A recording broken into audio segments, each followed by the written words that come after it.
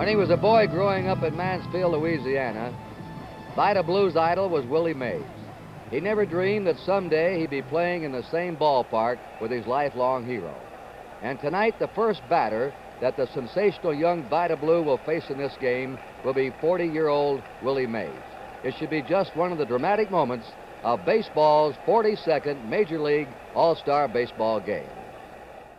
The 1971 All-Star Game, Tom, at Tiger Stadium in Detroit, one of the most memorable ever.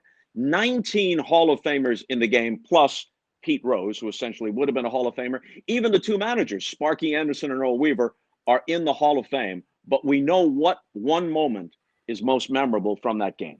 Oh, absolutely. I still see it as clear as day because people didn't hit home runs like the one Reggie Jackson hit back in the day. We may be used to it today, but not back then.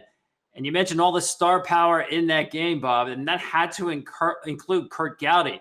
Remember, he is a true superstar now doing all these big events. And I'm sure you know this, Bob. Around 1970, when ABC had this idea of Monday Night Football, Roone Arledge wanted Curt Gowdy to be the play-by-play guy. His contract was lock solid. They couldn't get him out of NBC. But if you wanted anybody and you had your pick, a number one draft pick, so to speak, back then, it would have been Curt Gowdy. And here is Curt at the mic, Doc Ellis on the mound, and Reggie Jackson about to hit one out of sight.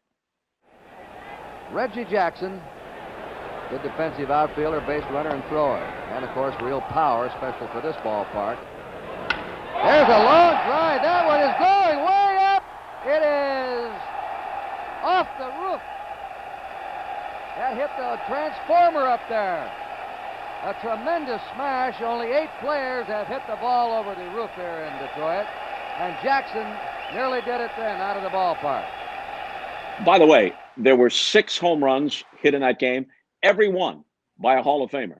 Aaron, Clemente, Frank Robinson, Johnny Bench, Harmon Killebrew, and that mammoth shot by Reggie Jackson. Had it not hit the light transformer, it would have been across the street and into the lumber yard out beyond right field in Detroit. But wow, you can still hear the crack of the bat, Tom.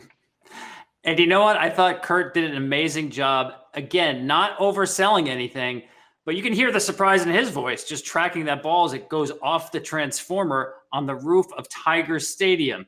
And, you know, Curt, I think, explained it really well himself that when he's doing a game, he feels like he's sitting next to you. And if something exciting happens, he kind of elbows you in the ribs. Hey, listen up. This is pretty interesting. This is cool.